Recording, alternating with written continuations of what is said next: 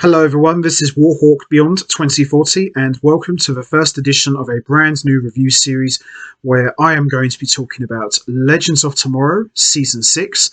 And before we get started, I am going to give a quick recap of what's happened so far, and then we're going to get straight into talking about the first episode, which is the season premiere of the show. So, as we all remember, the last time we saw Legends of Tomorrow was at the end of Season 5. Charlie left the Legends to resume her singing career as a punk star, and all of the Legends celebrated and got incredibly drunk. And as they left the bar, the last thing we saw was Sara Lance was teleported and sucked up into outer space and apparently looked like she was abducted. So that was pretty much how we left Legends of Tomorrow Season 5. And now fast forward to Legends of Tomorrow Season 6, and the first episode pretty much picks up where we left off from the end of the finale. And after just having watched the first episode of Legends of Tomorrow, which was the season premiere, I was pleasantly surprised at how good this episode was. There wasn't really a lot of comedy in this episode. There was a couple of comedic moments, but this was the first episode that I can remember in quite some time that this was actually really serious. You know, it felt like Legends of Tomorrow of the old, from the earlier seasons. And I really enjoyed this episode a lot. I was, as I said, pleasantly surprised at how good this was, and it was a good solid episode, a good way to kick things off. And, we got some references about 70s London, among other things. And like I said, this was a good solid episode, and I really enjoyed this one a lot. And I'm hoping, and I'm not asking for too much, but I'm hoping we get a good season. I did enjoy Season 5. I thought Season 5 was better than 4. Not perfect, but I thought Season 5 was pretty good. And we're off to the races with this one. The Season 6 premiere of the show was very good. I quite enjoyed this one a lot. And we were introduced to a new character called Spooner Cruz, who's kind of like, I'm not really entirely sure what she's supposed to be. I think she's some sort of bounty hunter, I think. But yeah, this was good. So I really enjoyed this one a lot, and I'm looking forward to seeing how episode 2 plays out. So with that all said, let's get right into it. Let's talk about episode 1, the season premiere, Ground Control to Sara Lance. So this episode starts off at London in 1977, where we see the Wave Rider is trashed from a little too much partying, and we see Mick is the only person on the ship who is fine. And when Ava wakes up, they discover that Sara is missing. So is the rest of the team as well, as they go to an after party from the previous night's festivities, which was the season 5 finale. And we see Ava and Mick find Constantine and Zari in bed together in a hotel, but they don't know where Sara is either. They then track Astra down gambling, and then Birad, who also has not seen Sara. We see Nate is back at the club hanging out with David Bowie, of all people. Nate also has not seen Sara, but David saw Sara get kidnapped and caught the whole thing on film. His film reveals that Sara planned to propose to Ava, but also shows her being abducted. Elsewhere, we see Sara wakes up on a ship that is definitely not the Wave Rider and realises she's in outer space. Now, there's a really cool, interesting bit coming up where we learn about Gary, which is something you wouldn't really expect from an idiot like him. So then we see Ava starts to come up with a plan, and Constantine heads off to his house to try and use magic.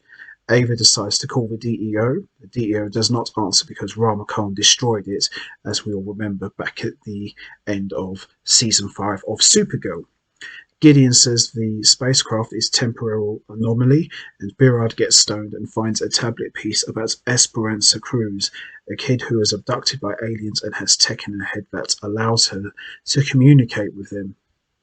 Constantine can't reach Sara and says it is out of his area of expertise. Astra ends up getting a lead, Alistair Cowley, who wrote a book that can help. Constantine gets the book, but the book is missing. They find it in Gary's room, but they also find a weird cocoon. Here it comes. The twist is coming very soon. So we also see in outer space, Sarah explores the ship and discovers others are being held hostage, including Spartacus. He releases another cell, letting out an aggressive alien who attacks, but Sarah subdues it by herself.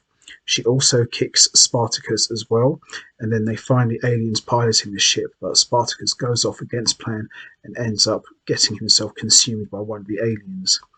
Sarah follows the other alien, and it turns out to be Gary. So there you have it. Gary, all this time, was never really Gary. He was actually an alien. Dear. Gary tells Sarah he was sent to Earth to kidnap the quintessential human being, but he couldn't really go through it according to his orders because he came to love and grow very fond of the legends. Sarah comes up with a plan so she and Gary can go home. Birard and Mick are sent to talk to adult Esperanza Cruz. They track her down. She isn't exactly thrilled to have guests and tranquilizes them and then ties them up. She refers to herself as Spooner, and Birard asks her for help, but she has no plans to let them go. She cuts the communicator out of his head. Yuck. Ava takes the Wave Rider to come to the rescue, but Spooner shoots the ship.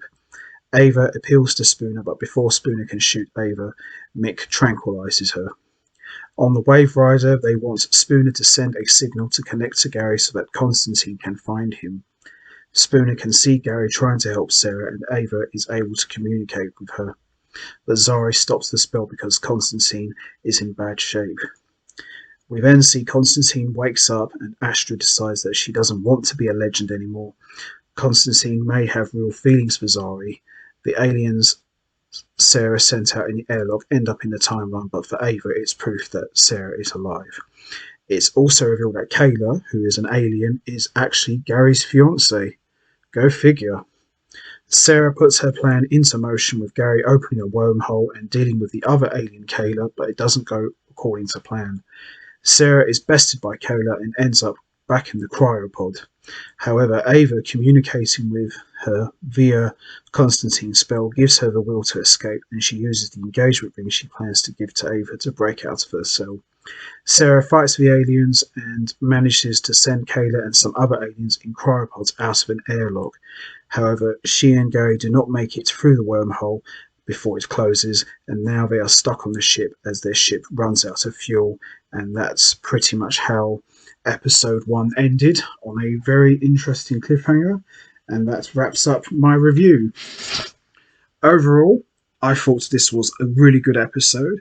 Not as silly as I was expecting it to be. This was actually very serious, and one of the first serious episodes of Legends of Tomorrow in quite some time. I really enjoyed this one a lot, and Gary turning out to be an alien was an interesting twist, because I actually thought Gary was just an idiot, but it turns out his human form was nothing more than a disguise, and this was quite an interesting twist. And Cruz, Esperanza Cruz, I can definitely see her joining the Legends at some point, but this was a good fun episode, and this was the first time in a while that I didn't get frustrated. This was actually really good, and I'm hoping that they continue this trend, and I'm looking forward to seeing how episode 2 plays out and how they're going to get Sarah back. So that's going to be it from me. I'm going to wrap this up now. What did you think of the season premiere of Legends of Tomorrow Season 6? Did you enjoy it? What was your thoughts on Gary actually being an alien? Are you surprised, or not really, or you're not that bothered? And also, what about Constantine and Zari getting together? How do you feel about that relationship? Do you think it will just be a bit of fun, or do you actually see them ending up in a serious relationship? And also, how do you think the Legends are going to get Sarah back? You know what to do, guys. Hit the like button, hit the subscribe button, leave your thoughts and comments down below, and I will see all of you next time for another edition of the Legends of Tomorrow Season 6 review series, where I'll be talking about episode 2, which I am very much looking forward to talking about, and I'm really curious to know how they're going to get Sarah back. So until next time, take care everybody, and stay safe, and once again, thanks for listening.